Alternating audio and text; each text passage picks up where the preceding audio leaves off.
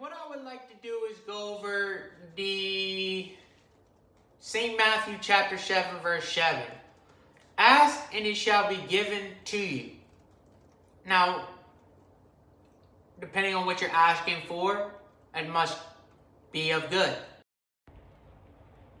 If you ask for something evil, you're not asking God, the Father, and you're not asking Christ, the Most High God, to give you this gift. You're asking the devil. So you got to be aware who you're going to ask. Seek and you shall find it. If you seek it within your heart, you shall find it within your mind. You shall find the answer within your mind. And you'll have the answer you were always looking for. But first, you must be given the answer to your question. And then from there, you shall find it. Okay? So you shall find it within your mind after he has given it to you. When he answers you. And you must knock at the door within your mind. This is finding God within your mind. You have to find God within your mind. And the way you do that is you go back to chapter 6 and you go here to verse 6. But thou, when thou prayest, enter into thy closet, and when thou hast shut thy door, pray to thy Father which is in secret, and thy Father which seeth in secret shall reward thee openly. But when thee pray, use not vain reputation as the heathens do, for they think that they should be heard, for there is much speaking. That correlates with this in chapter 7. Okay? This is how you get to the knock and it shall be opened. It shall be opened within your mind, releasing a ton of information within your mind. And you won't even know what to do with it. You'll have to process it, follow it, and understand it. You still have to do that. That's why it says seeking you shall find. But it does not state that you'll know what to do with it. It doesn't. And that's up to you to know what to do with it. Because once he's given it to you, there's no excuses to make a complaint and say that your life's in shambles. When he's giving you the information, now how long it takes for it to manifest itself will be depending on how much you obey the laws.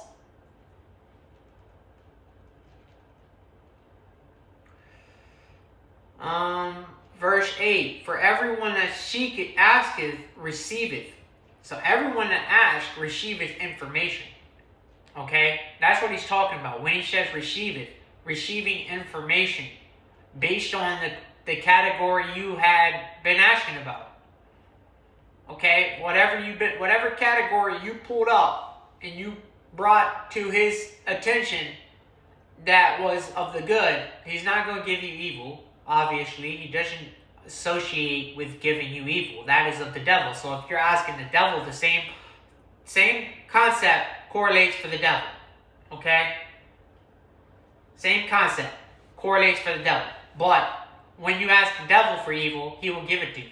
When you ask God for good, he'll give it to you. And that's the difference in what you're asking for. It must be under good to receive it from God. If it's not, it's under the devil. Remember that. And he that seeketh findeth. And you shall surely find it, the information that was given to you within your mind.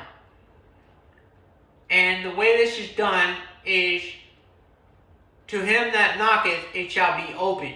Okay? And when he opens this door, it's going to flood in a bunch of information, which is a bunch of thoughts. Now, it could overwhelm you. You could be overwhelmed because you weren't expecting it. When you were expecting it. You were expecting it at the time you asked for it. And that's not the time he gave it to you. Okay? He gave it to you maybe a year down the road. Maybe 2 years down the road. Whenever you had a little bit of understanding of what you were looking for. And that's why you need to have the knowledge, right? Once he gives it to you, then you have to understand why you have the knowledge, because you asked for it. So it's your own personal discovery on your journey in life. And hopefully you make it to figure out what it is you want in life. Because if you want it, it shall be given to you, as long as it's under the order of good. Number 11, if ye then, being evil, know how to give good gifts unto your children, how much more shall your Father which is in heaven give good gifts to them that ask him? And what he's asking is exactly what it said. It has to be good things in order for you to ask him. Okay? Because if you're being evil and you're looking for a good gift from God who is in heaven, what are you asking for? You're not asking from God, you're asking the devil. And that's why he said, what about your children? Don't you give good gifts to your children? Then why would you come to me asking for evil? Like I'm not your Father in heaven. He's not your Father in heaven. It's like having a father down here. Your father down here is not going to go tell you to prostitute. But yet you'll do it. That's of your own evil. You seek the devil. And that's why you serve the fallen angels. Because what it states as a devil is, the devil is a demon. Okay? And to the reality and personality of demons, as to their origin, nothing is clear revealed, but they are not to be confounded with the angels mentioned in Jude. Demons are spirits, are Satan's, mercenaries, and so numerous as to make Satan's power practically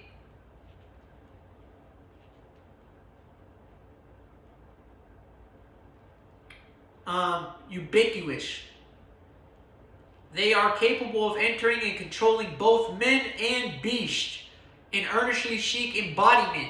That's what I was telling you about, body jumpers. Bible states it right here in my I think this is 1907 Bible. Let me double check with you on how old this thing is. It's an ancient Bible, man. I'm telling you right here, buddy. I got the Bible. This guy was writing in this. This thing is 1909. And 1908, the asteroid hit. So, 20 years after, this thing was copy printed and put into place. This is a Schofield original. Without which, apparently, they are powerless for evil. Demons influence and demons possess are discriminated in the New Testament. Instances of the latter days are unclean, sullen, violent, and malicious. Now, what did it state in Babylon? Unclean spirits. There was demons everywhere. Like I stated, demons everywhere out here. And these people's vessels. And what does it state right here? They are capable of entering and controlling both men and beasts. And you tell me my statements aren't true?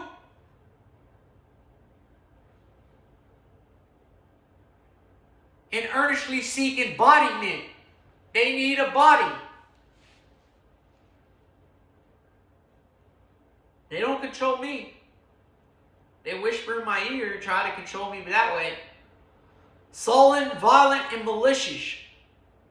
They know Jesus Christ as Most High God and recognize His supreme authority. They know their eternal fate to be one of torment. They inflict physical maladies. But mental disease is to be distinguished from the disorder of mind due to demonical control. So the demon wants to control your mind. See, you wonder why mental illness is on the rise. Why so many people are in mental hospitals. They're under demonical control. Bible states it. Demon influences may manifest itself in religious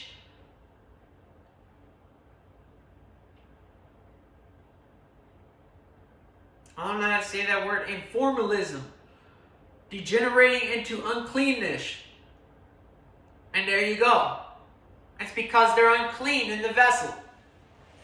It says, sweep your house up, clean it up, and put it back in order, and the demons will flee from the vessel. They don't have a choice. And how do you do that? By reading the Word of God. They will flee at the Word of God. They'll flee at the word of light.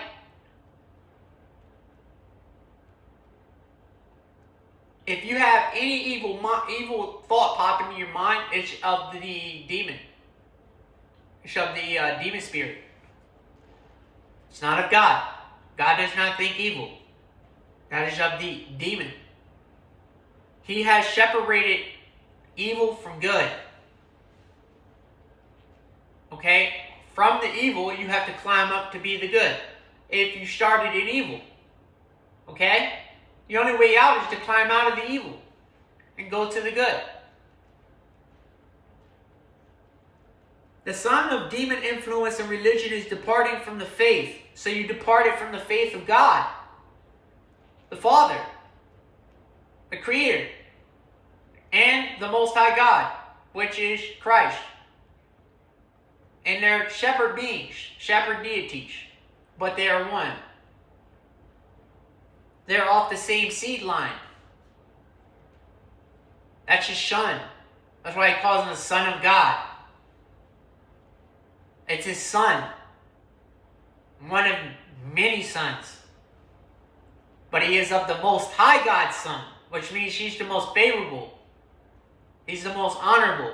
Out of all dimension of all his sons, Christ was the number one, as most favorable. He would honor his Father.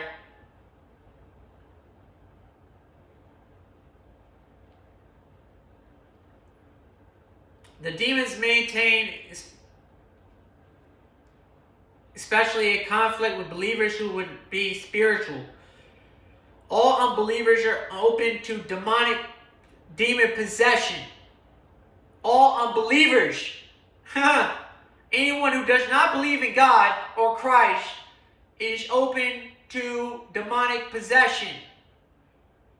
The believer's resources are prayers and bodily control, the whole armor of God in Ephesians 6:13 through 18. Exorcism in the name of Jesus Christ. Acts 16 verses 8 was practiced for demon possession. One of the awful features of the apocalyptic judgments in which this age will end an eruption of demons out of the abyss.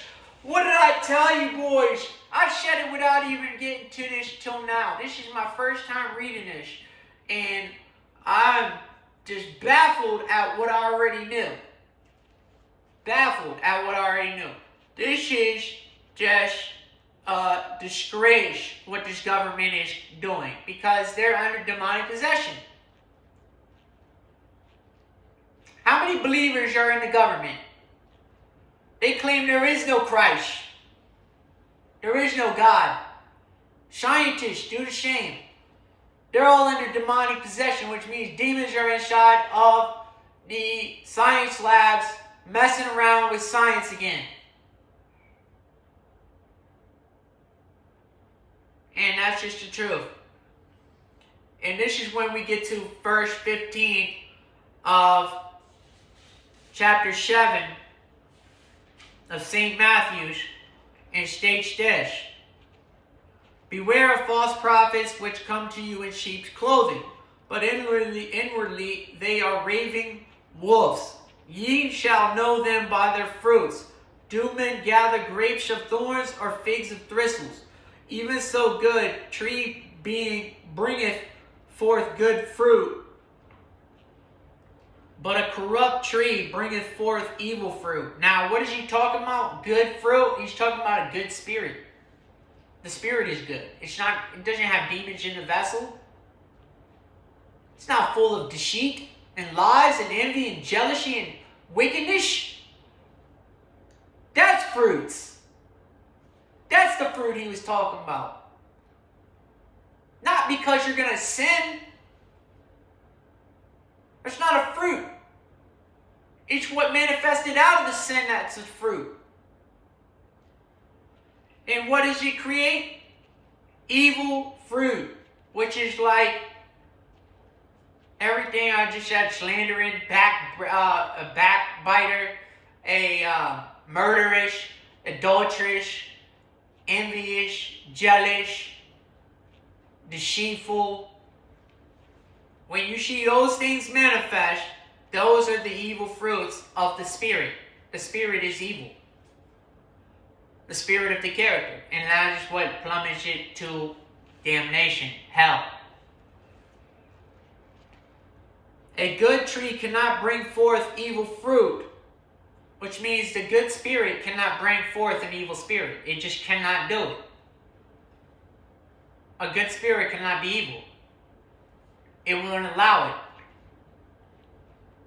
It's not written in the code.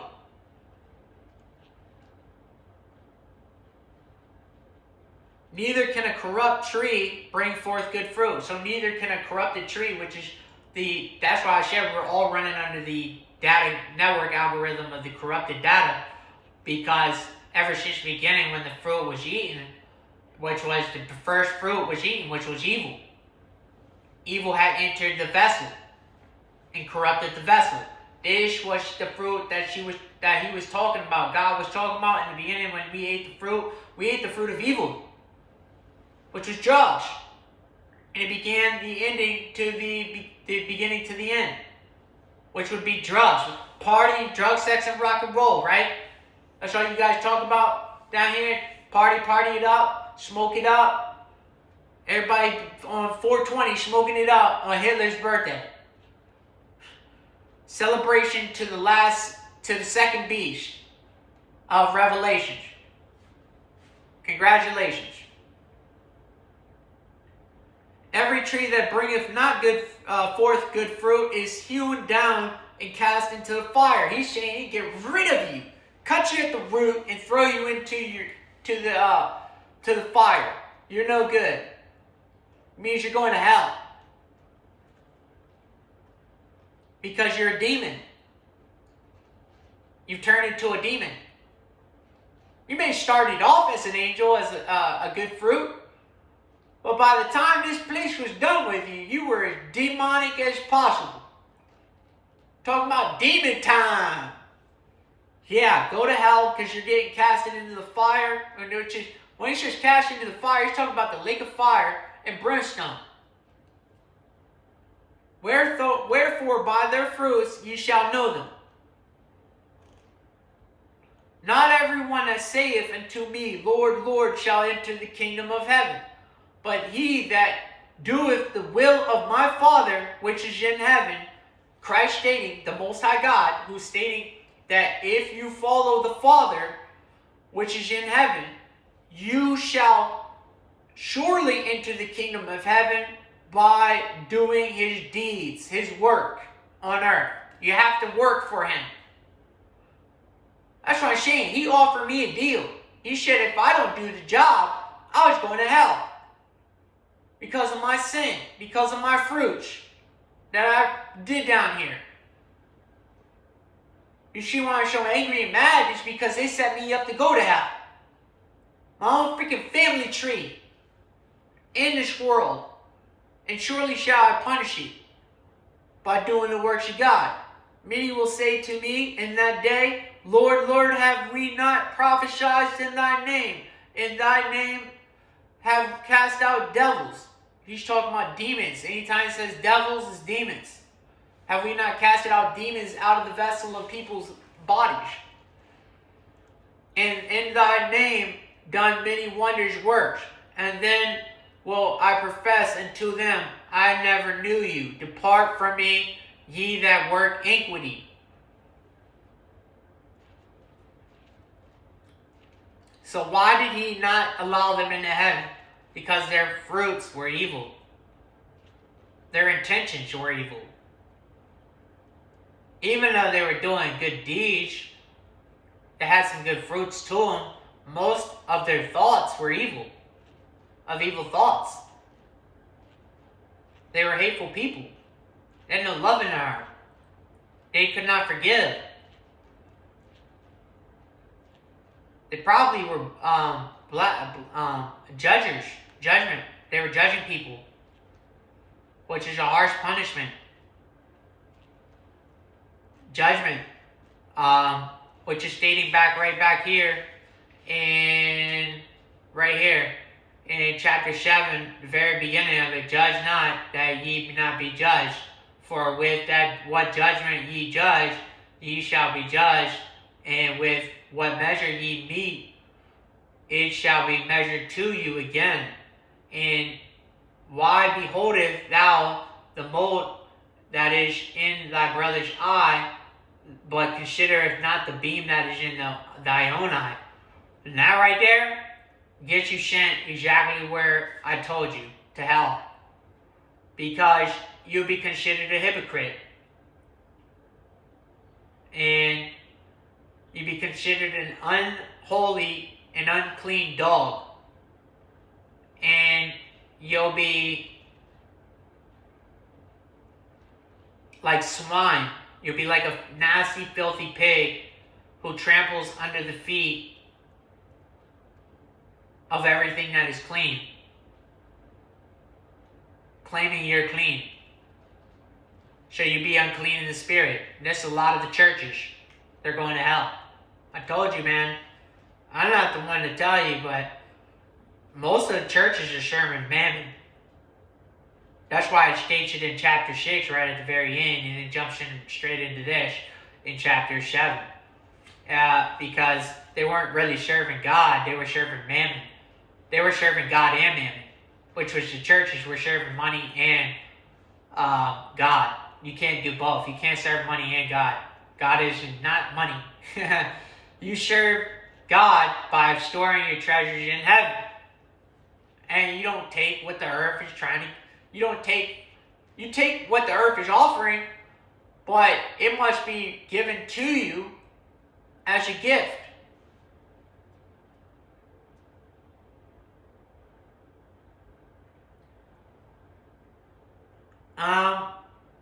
But you shall not receive it as a gift. Because God does not like when you receive things as gifts, because then they'll be expecting a gift back. So you have to be aware of that.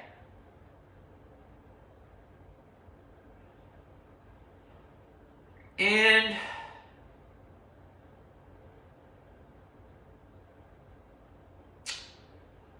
we'll probably end it there. And I just really want to state that you should think about following Christ, okay? And clean your house up, which means clean up your sin that's in your house, okay? Clean up your mind. Clean up the way you think. All of that matters.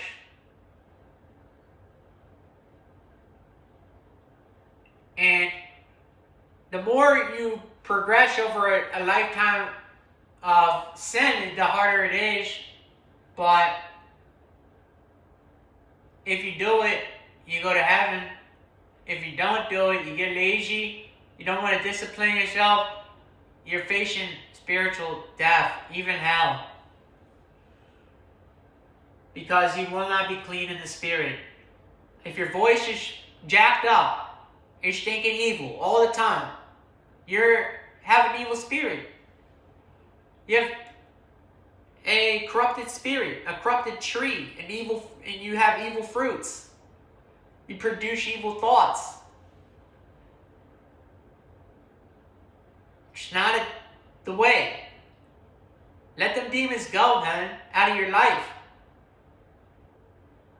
I know when I cross paths with an evil person. Immediately. Why do you think I'm always giving hospitality out? Even when people show me dessert, nothing in return. Those people are going to hell. They're on their way, man. I've done nothing to them. They look at me, spit on me, and kick me. As if they're better because they got a nicer car than me. They got a nicer watch. They got a better looking wife than me. They got a nice house. That doesn't fulfill you when you're dead and you leave it all behind to who? To the next person who ain't going to treat it right? Good luck, my brother and sisters. Because you're going to leave nothing. And you're going to only take your soul. That's it. You're going to take your soul. And here we go. We'll read out of chapter 8, verse 15. And he touched her hand, and the fever left her, and she arose and ministered unto them. When the evening was come, they brought unto him many that were possessed by devils, which means possessed by demons. Many people that were possessed by demons arrived to Christ when he was here on this earth, because they knew they could get better if they communicated with Christ or even had contact with him, because Christ was an exorcism. He's an exorcist. He could perform exorcism just from you touching him. That's how you knew he was the Most High God in the flesh. But he was not the Father, but he was of the Father. You understand what I'm saying? Because he was of his seed line. But it was a separate spirit, but connected to the Father's spirit. Does that make sense? It wasn't the Father's spirit inside of the vessel. It wouldn't make sense. It was his Son's spirit. That's why he gave birth to a child. Stating that the fallen angels could give birth to children, why couldn't the Most High give birth to a child and create it as the Most High God? And that's why he put him over the earth as the Most High God of the earth. So how is the devil really running anything, and then you claim that he's so powerful when he has no power? I told you this. He only has the power to manipulate, and that's why he does it to the children. Because that's where he can get you to fall. That's a coward's move. I told you, the devil is a coward. He's always been a coward because he goes after children. He goes after them using the government, using the police, using all these scare tactics. And he keeps you scared and intimidated using gangs, violence, drugs, sex. And that's how he does it.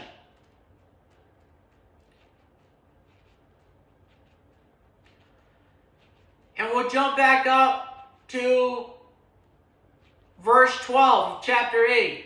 But the children of the kingdom shall be cast out into utter darkness, and they shall be weeping and gnashing of teeth.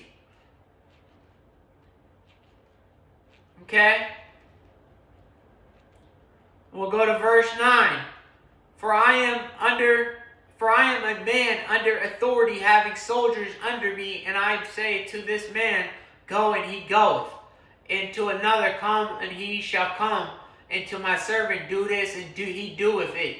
When Jesus heard it, he marveled, and said to them that followed, verily I say unto you, I have not found so great faith, no, not in Israel. And I say unto you that many shall come from the east and west, and shall sit with Abraham and Isaac and Jacob in the kingdom of heaven. But the children of the kingdom shall be cast out into utter darkness. There shall be weeping and gnashing of teeth. He's talking about sending them into darkness. The children of the kingdom. They'll have to go into the darkness.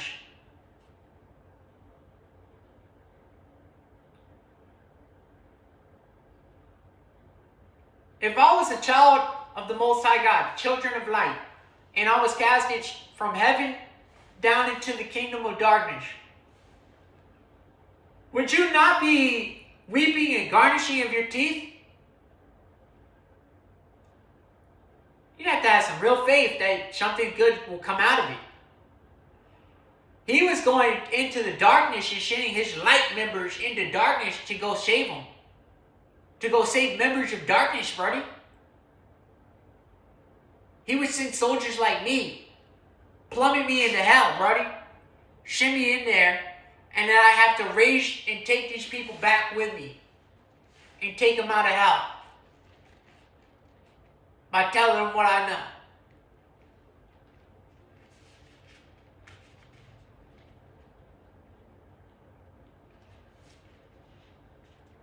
And that ties in right here with this one. In chapter 6. And it states right here, 22. The light of the body is the eye. If therefore thy eye be single, thy whole body shall be full of light. But if thy eye be evil, because the eye is the key to the soul, man. It's the window to the soul. So if you got light coming in from here, and you see light, and you notice, then you know that that's lighting up your soul. That's what gives light to your soul. But if you claim that it's not giving light to your soul, then you are evil. And you have evil light coming in. All you see is evil. Thy whole body shall be full of darkness. And that's why you have your eyes, it's like having eyes that are closed. You don't see light. You don't even see it. So how can you say there is no light in the world and you see light? And he's asking you. And if there is the light that is in thee be darkness, how great is your darkness?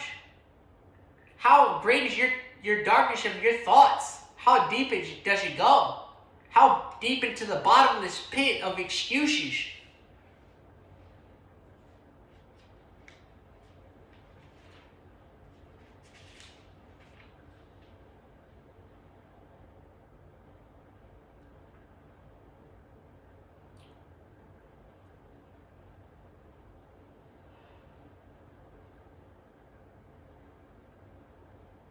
And behold, they cried out, saying, What have we to do with the Jesus, thou Son of God? Art thou come hither to torment us before the time? And there was a good way off from them and herd of many swine feeding. So the devils besought him, saying, If thou cast us out, suffer us to go away into the herd of swine. So the demons that were tormenting a possessed man outside of the country of Gargantuish, they were met with, they met him with two possessed demons coming out of the tombs. Hold on. There met him two possessed with demons. So there was two people that were possessed with demons that were coming out of this tomb, exceeding furious, so that no man must pass by that way. So any man that passed by that way, they would attack him. These demons that were humans, but they were always attacking people.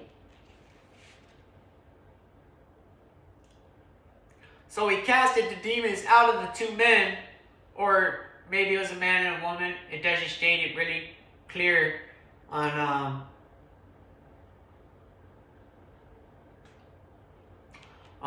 what was who the characters were. It just stated that they were demons in their vessels, and that he had casted them out and told him to go into the herd of swine. And as this swine, these pigs, all these demons with these inside of these pigs. This is why you're not supposed to eat pig.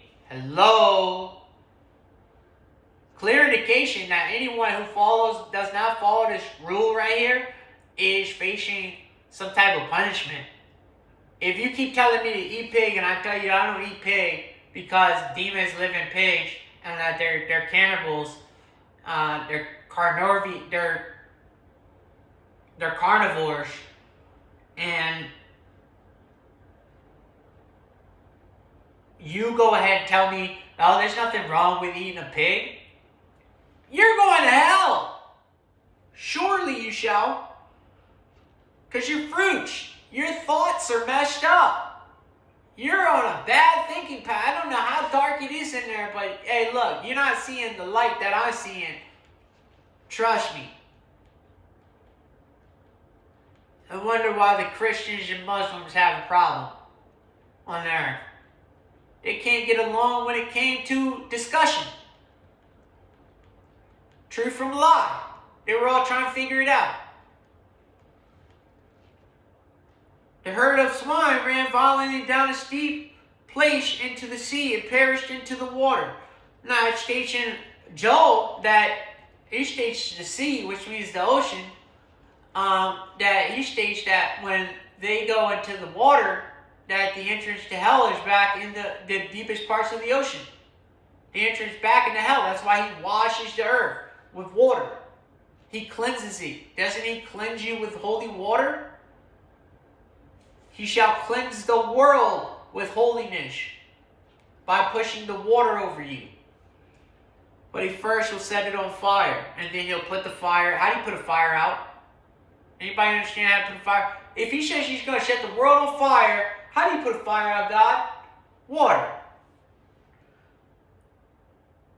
And they that kept them fled and went in their way into the city and told everything that was befallen to the possessed of the devils. Okay? So these characters that were possessed with demons had these demons left them and they ran into town and showed it to the other characters, and they went and told everybody, basically. Maybe not the two characters, but at least the people who were there that witnessed it, they ran down to the town and tell everybody. And behold, the whole city came out to meet Jesus, and when they saw him, they besought him that he would depart out of their coasts. So they were afraid of him. They're like, man, this dude is freaking casting out demons and stuff. I showed you videos of what demons look like. They're inside people's vessels. They were following me, brody. They were trying to possess me. They couldn't figure out why they couldn't get in my vessel. They jumped in the vessel and jumped out. I told you, brody. I have it photographed on my leg, brody. A demon. Photographed on my leg. Not in the vessel. Why? Because when it jumped in there, it had to fight my spirit and it got its ass whooped. Realized I was an angel. And it couldn't beat me.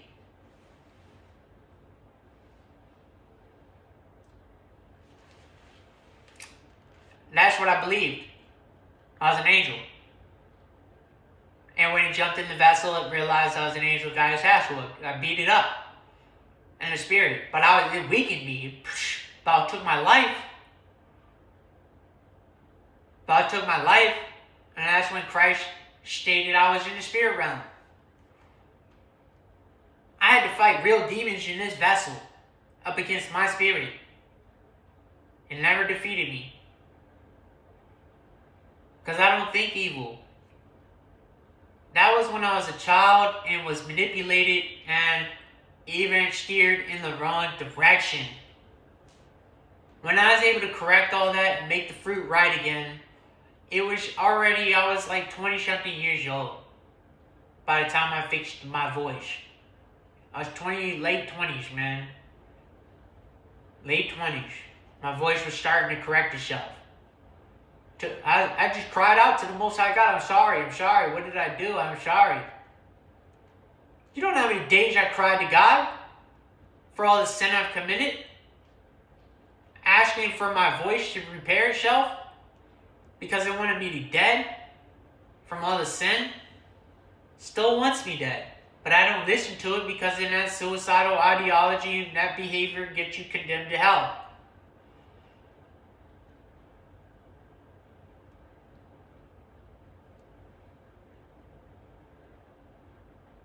Christ is the truth. In Christ, the Most High God, which is separated from the Father, He's our Most High God. He bought and paid for us. He sacrificed His life as the Lamb, the perfect blemish of... That's what it states. The demons recognize Christ as the Most High God. Which means He bought and paid for our souls. That's why they can't mess with me. Because everybody with demons in their vessels scared of me, buddy. To be honest. They're scared of me because I follow Christ. They know the punishment that comes with that one. That's immediate spiritual death.